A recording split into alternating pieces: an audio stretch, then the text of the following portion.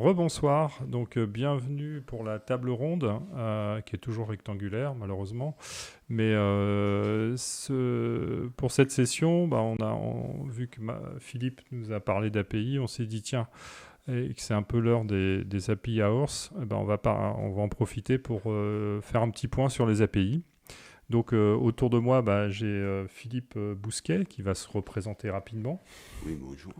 Je suis donc Philippe Bousquet, je suis architecte chez SQLI et je travaille avec des API, effectivement. À distance, on a un autre Philippe, et en plus, là, on a cherché l'international, donc car Philippe n'est pas dans le même pays que nous. Vas-y, Philippe, à toi de te présenter. Bonjour, Philippe Carnevez. J'ai cofondé une société à Lausanne qui s'appelle Clays Technologies, qui est à la fois une société de consulting, mais qui fait également ses propres produits. Et puis on a en ce moment développé pas mal d'activités de la sustainability. Et puis donc on a lancé un nouveau produit qui vise à injecter les pratiques qu'on connaît dans le développement au niveau de tout ce qui est assessment, voilà, LCS code. Et pour l'instant, cette partie-là n'a pas encore d'API. C'est D'accord. principalement un client pour designer des modèles. Ok, mais bon, Philippe a quand même une grande expérience. On s'est connus dans une boîte précédente. Et c'est pour ça que je l'ai convié. Et aussi, on a Grégory, si je ne me trompe pas, puisqu'il il remplace au pied levé Aurélien Lajoie. Donc, je te laisse te présenter. Bonjour, Grégory Tal. Quelques années où je travaille sur les API, donc plus sur des programmes d'application et sur de la gestion d'écosystème. Donc voilà, ravi de vous rejoindre ce soir. Ok, eh ben on va commencer par la première thématique. Alors, quand on parle d'API, on est quand même chez Archilocus, donc on parle d'architecture. Par rapport à la mise en place d'API REST, si on va parler de ça, euh, ce que vous avez vu, qu'est-ce qu'on a appris, réappris en termes d'architecture? Le fait de dire, tiens, les API REST sont arrivés, et on s'est mis effectivement à en faire. Et comment ça a influencé un peu la façon de coder, d'architecturer? Est-ce que vous avez vu des choses sympas, des choses un peu moins sympas? Donc, si vous avez des retours d'expérience, n'hésitez pas. Je vais commencer par Philippe, par Carny. Je vais prononcer son surnom. Donc, Carny, si tu peux commencer, si tu as des retours d'expérience sur justement la mise en place d'API dans des projets que tu as vus. Volontiers. Donc effectivement, on se connaît. J'étais architecte principal chez Octo donc, pendant 15 ans, donc j'ai eu l'occasion de en croiser pas mal. Je peux commencer plutôt par le côté positif. Grâce à tout ce qu'on a pu voir dans la partie REST, on a permis de vulgariser et de simplifier énormément la communication, en tout cas synchrone, également un petit peu sur la synchrone entre les SI. Euh, Je suis plus tout jeune et quand on a démarré, c'est vrai que quand on parlait de protocoles d'interopérabilité comme Corba, EJB ou même SOAP quand c'est arrivé derrière où tout le monde avait d'énormes espoirs, il y avait quand même une complexité technique qui était juste gigantesque. Et aujourd'hui, ça devient normal de faire des appels REST en quelques minutes, on va dire, pour le mode nominal. Puis je reviendrai peut-être après pour la partie noire de la face. Ok, eh ben on va. Grégory, toi, les aspects positifs que tu as retenus de cette arrivée de ce nouveau style d'architecture que sont les API REST.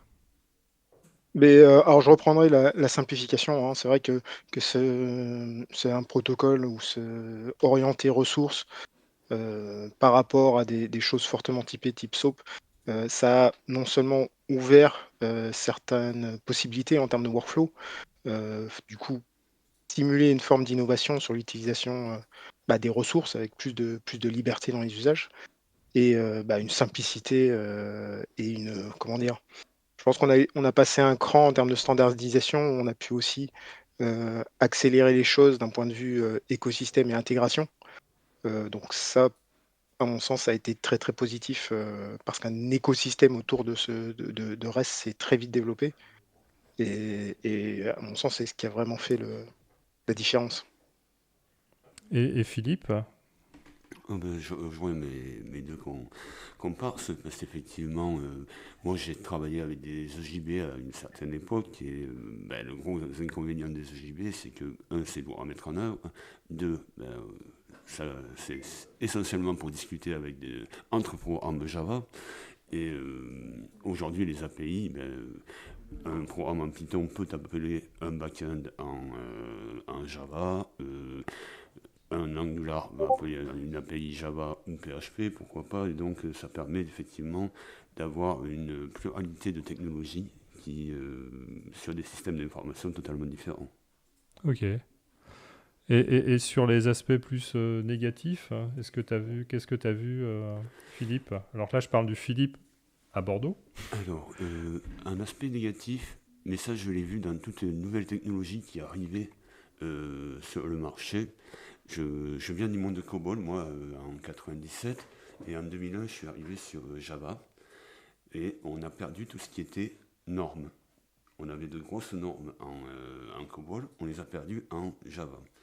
Tout à l'heure, je vous parlais de design first et de contrat d'interface au niveau des API, et on l'a perdu, ça, au tout début, quand on est passé de SOAP, où on avait le WSDL, par exemple, le contrat d'interface, et qu'on a commencé à faire des API un peu n'importe comment. Il s'agissait de fournir une URL qui renvoie quelque chose. C'est juste après qu'on a commencé à se dire, il faudrait peut-être mettre des normes.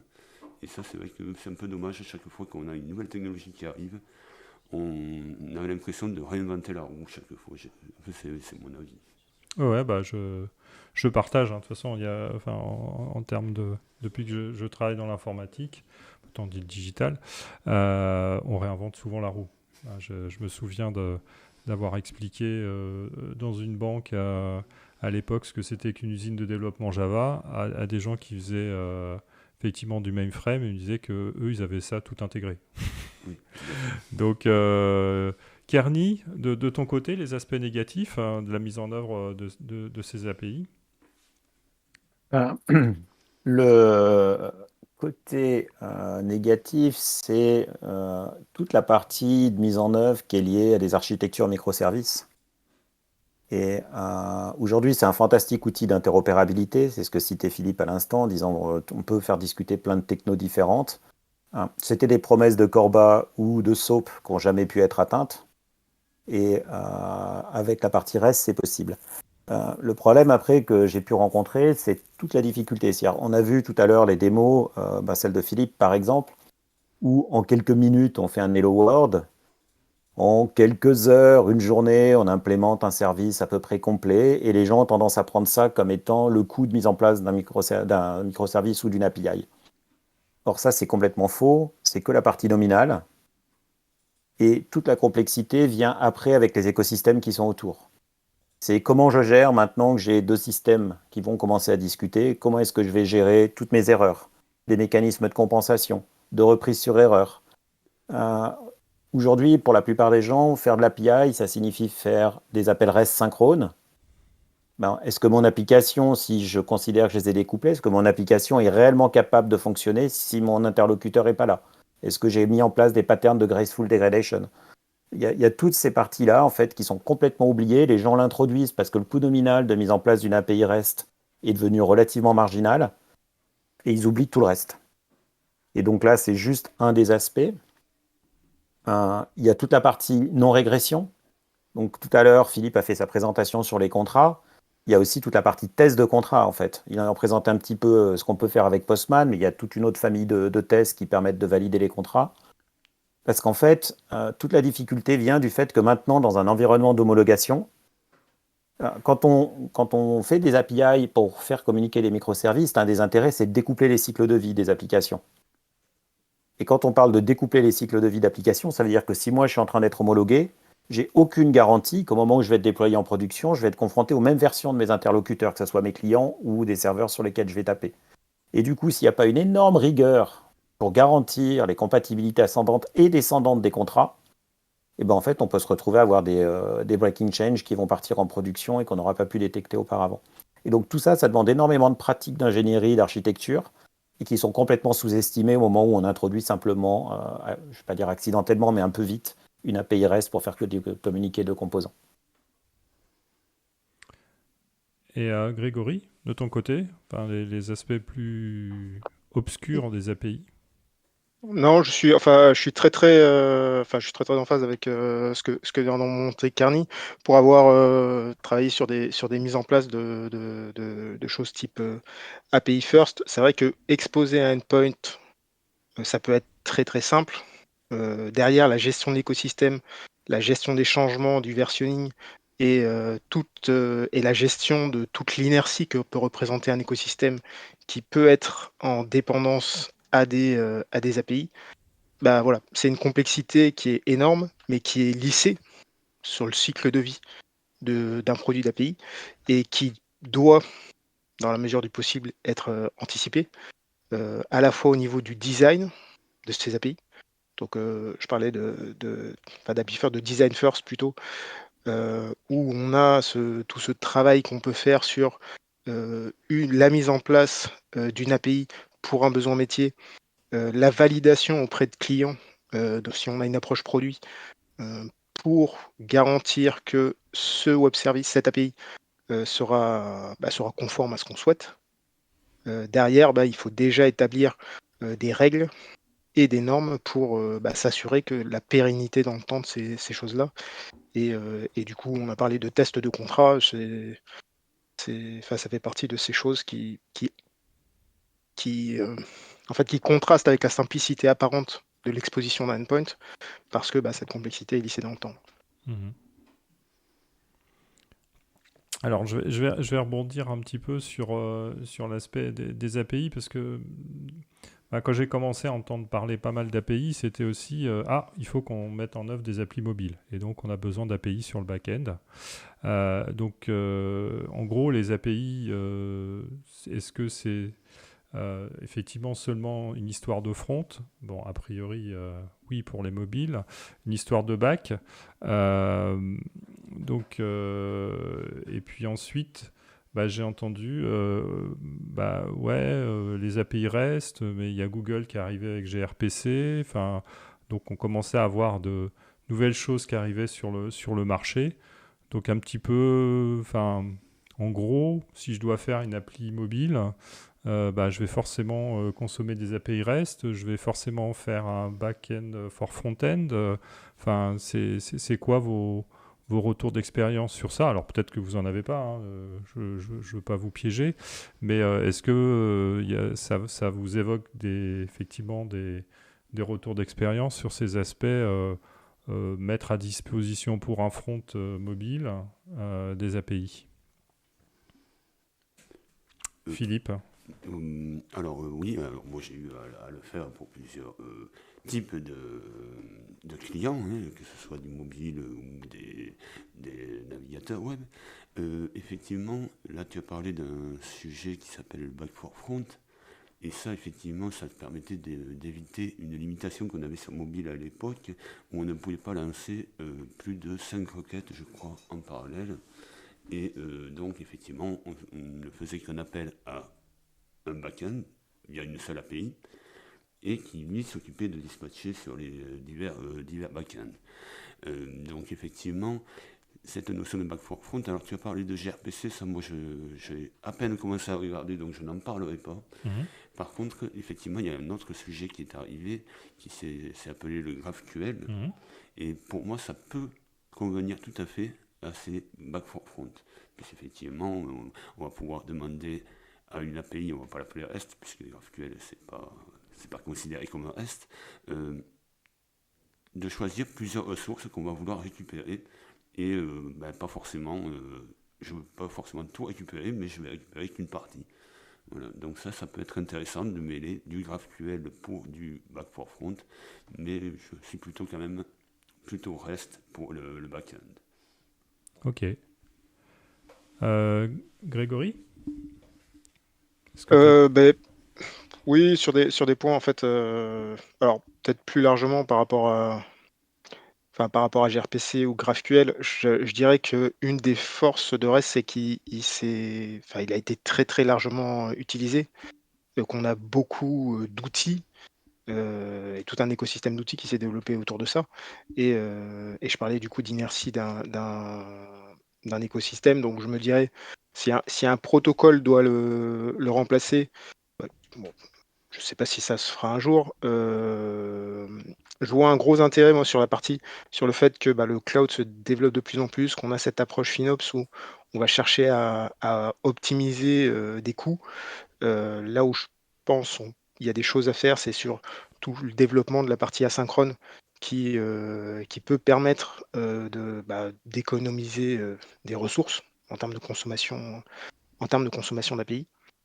Donc cette partie-là, je pense elle aura pas de mal à se développer, mais je pense que de plus en plus, en fait, on va avoir, ces protocoles qui évolueront à leur, manière en fonction des cas d'usage mais j'ai du mal à voir REST disparaître du paysage aujourd'hui avant un et être remplacé, par un gRPC ou un GraphQL, en tout cas à court terme, mais je serais peut-être surpris.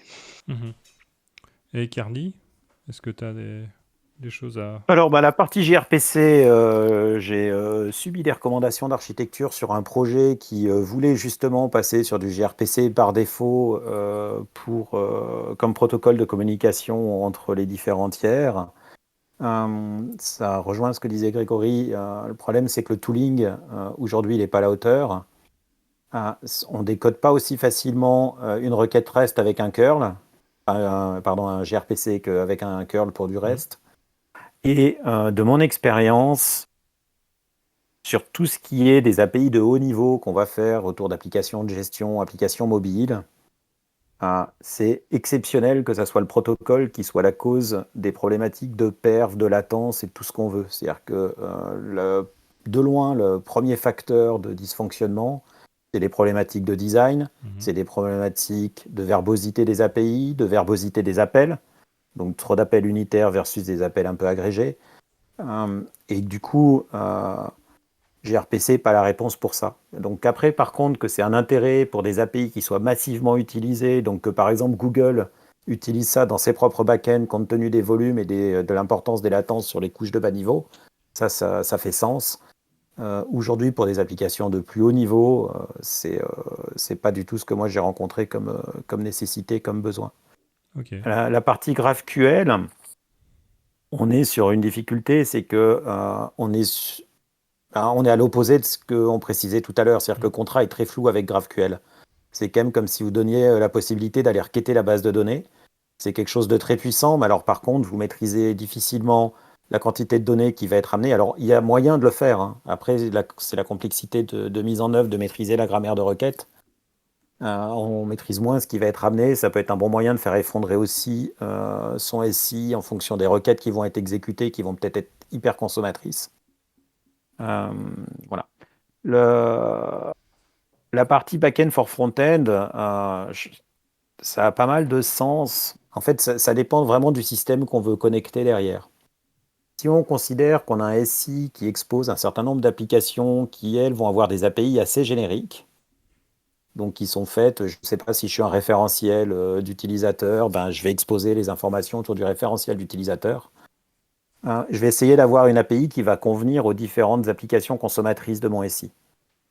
Et du coup, quand on est sur des applications mobiles qui vont être assez sensibles au volume, à la structure de ce qu'on veut, ça fait vraiment sens d'avoir un back-end for front-end qui va être en charge de transformer quelque chose de générique exposé par les endpoints du SI en quelque chose de spécifique adapté à l'application mobile. Que ça soit pour de l'agrégation, du filtrage de données, voire même préparer des données pour qu'elles soient directement plus disponibles pour avoir un affichage plus adapté dans certains écrans du front. Et du coup, ça peut être un moyen d'absorber du spécifique qui est nécessaire pour des applications, pour des fronts, versus un besoin de généricité, parce qu'en fait, si je suis en train de faire un référentiel, je veux faire une API générique, je ne veux pas en faire une par API consommatrice, par consommateur. Ok, non, c'est très clair. Et effectivement, ça rejoint les réflexions que j'ai pu avoir à travers les clients pour lesquels j'ai travaillé. Et maintenant, je travaille chez un client. Mais maintenant, donc, on a parlé de GraphQL, on a parlé de gRPC. Dernière thématique, tu l'as évoqué au départ, Kearney, c'est l'aspect A5 API. Parce que là, on parlait d'OpenAPI, de REST, et puis est arrivé, on a vu revenir, le fait, et quand je suis rentré chez Auto Technologies, quand il y avait Kearney, on parlait pas mal de AI, de SB, c'était le truc à la mode, on a même fait un livre blanc à l'époque dessus. Et là, on est revenu au MOM, vraiment au transport, qui fait que du transport, que ce soit avec du Rabbit ou du Kafka. Et donc, a émergé les A5 API. Donc, c'est Kezako, c'est quoi? Enfin, tu en as un petit peu parlé tout à l'heure, Philippe. Donc, A5 API, il faut vraiment y aller. Alors pour moi, oui, c'est intéressant parce qu'on a il y a des cas d'usage où on n'a pas besoin d'une réponse dans l'immédiat. Prenons l'exemple d'un achat de billets. Euh, je vais acheter mon billet, mais le fait de payer, ça peut être quelque chose qui peut être différé. Donc on pourrait très bien faire envoyer un message en disant il faut retirer 50 euros pour l'achat de ce billet. Pareil, l'édition de ce billet, on ne va pas le faire de suite. On peut ne pas le faire de suite. On peut l'envoyer différé dans le temps. Donc déjà, là, on voit qu'il peut y avoir un cas d'usage pour de l'événement. Autre cas d'usage, aujourd'hui, on parlait tout à l'heure de microservices. Et effectivement, ce sont des choses qui commencent à se mettre en place de plus en plus. Mais si vous mettez deux microservices qui discutent en synchrone, ça veut dire que s'il y en a un qui tombe, l'autre ne peut pas fonctionner. Ou en tout cas, moins bien. Et donc, le fait de pouvoir discuter en asynchrone fait que, voilà, moi j'ai mis à jour mes données, j'informe un autre service que des données ont été mises à jour, il va pouvoir récupérer ce qui l'intéresse. Ça évite que s'il y en a un qui est indisponible, l'autre peut continuer à fonctionner. Donc oui, je pense qu'il y a plusieurs cas d'usage où l'événement est intéressant. Grégory, de ton côté, sur l'émergence, effectivement, de A5 API? Alors oui, j'ai pu constater pas mal d'usages qui auraient pu bénéficier d'API asynchrone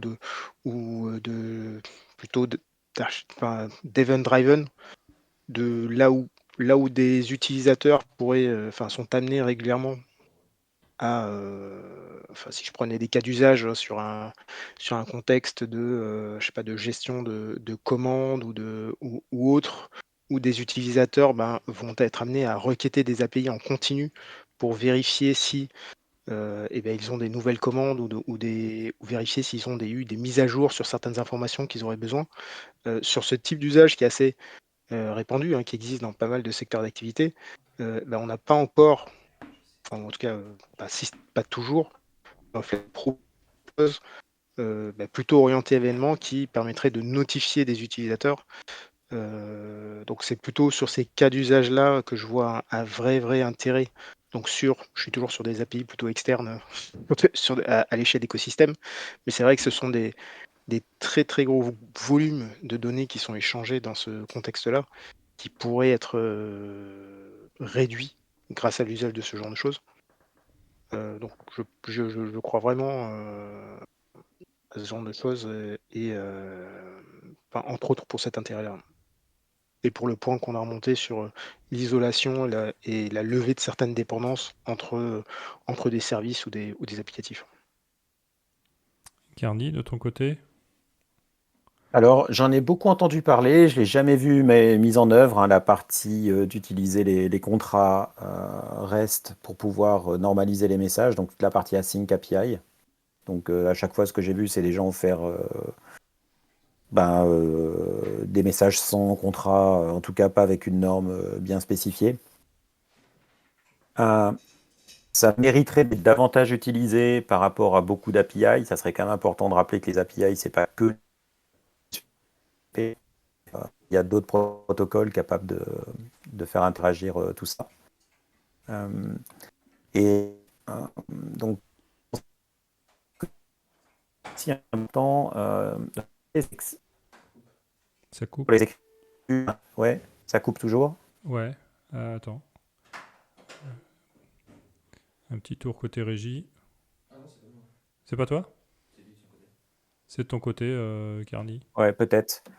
Je vais voir. Si ça continue, je vais Là, c'est laisser bon, là. la parole et C'est je le bon. reverrai plus Vas-y, tard. vas-y.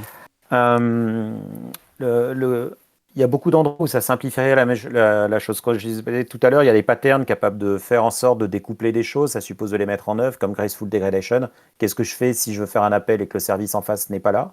Mhm. Par contre, c'est pas magique. C'est-à-dire que si maintenant je confie ça à un middleware, bah, j'espère qu'à la fin, tout le monde aura consommé les messages et va s'être mis en consistance. Mais qu'est-ce qui se passe si ce n'est pas le cas?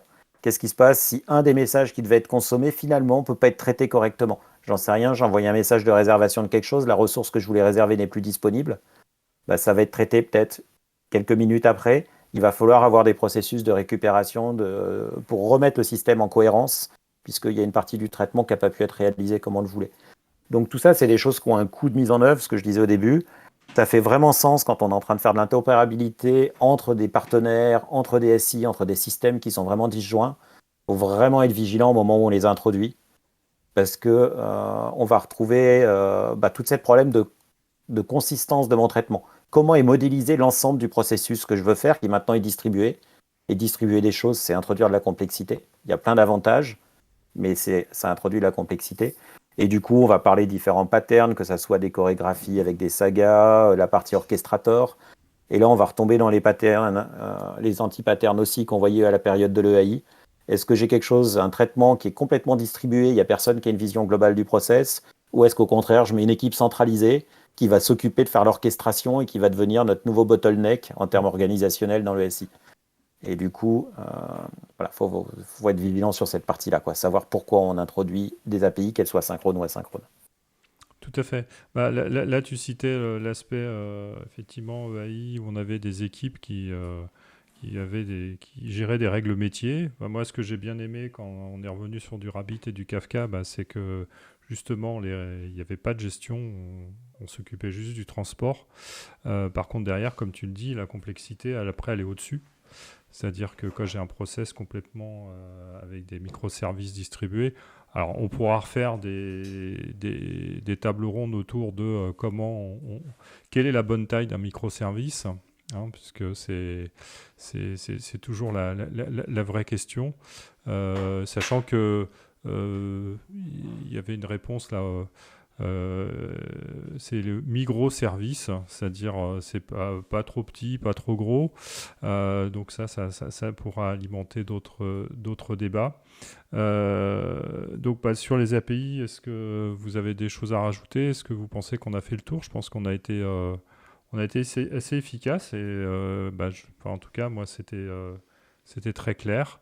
Je sais pas, Grégory, Kerny, Philippe, est-ce que vous avez Ah bah ça y est, je vous vois enfin à l'écran. Ça c'est merci Christophe. Donc on va remercier Christophe à la régie et Aurélien qui nous ont permis d'assurer cet archilocus et puis l'Epitech qui nous accueille dans son studio d'enregistrement. Mais donc pour terminer, est-ce que le mot de la fin, on va faire un petit tour par rapport à ça et si vous aviez effectivement un petit conseil à donner à des personnes qui vont se lancer sur les API, quel est le conseil? Donc je vais commencer en local. Philippe? Un seul conseil. C'est compliqué, mais comme on l'a tous plus ou moins dit, effectivement, ce n'est pas magique. On ne va pas faire une API en 2 minutes. Hein. Il y a tout plein d'aspects à regarder. Je parlais au tout début de ma conférence d'une démarche API où il va y avoir de l'architecture, des bonnes pratiques de dev. Voilà, mais c'est de ça renseigner, de regarder la documentation et ne pas foncer tête baissée. Voilà. Et j'adore la notion de microservice, on en parle souvent. Donc si vous faites une table ronde, je serais enchanté d'y participer. Ok. Grégory, de ton côté, qu'est-ce qu'on emmène pour l'apéro? Non, parce que nous, on est à Bordeaux, Euh, on va y aller là. et oui, oui, on a passé l'heure, là. Ah ouais, bah oui, que veux-tu? Euh, alors plus généralement, moi, sur la partie API, encore une fois, je crois vraiment dans l'ouverture, hein, des SI et dans l'exposition d'API. Je pense qu'un écosystème pour un SI, c'est une vraie richesse. C'est une source d'innovation aussi. Et pour ça, on a parlé à un moment de BFF et de fournir des API à des applications internes. À mon sens, laisser un certain niveau d'ouverture et éviter de cloisonner des API dans certains usages, c'est aussi un vecteur d'innovation. Donc je partirai là-dessus, moi, pour la fin, c'est essayer d'ouvrir ces choses-là, des API qui laissent assez de liberté d'usage pour pouvoir construire des applicatifs ou des workflows innovants. Ok. Carny, donc tu as le mot de la fin. Ouais, bah, alors moi, je rejoins. C'est-à-dire aujourd'hui, c'est enfin, c'est quand même très très rare d'avoir une valeur ajoutée proposée par une entreprise qui repose uniquement sur son propre SI et sur son propre système d'information. Et donc, c'est hyper important d'avoir des API pour être capable de créer davantage de valeur avec ses partenaires. Il y a un point, un petit takeaway. Euh, Chaque fois que j'ai designé une API, malgré toute la bonne volonté qu'on a mis en espérant faire la meilleure API possible, en général, elle a toujours été foireuse au bout d'un certain temps. Donc, anticipez le fait que vos API, elles ne seront pas bonnes du premier coup, qu'au bout d'un certain temps, vous voudrez vous en débarrasser.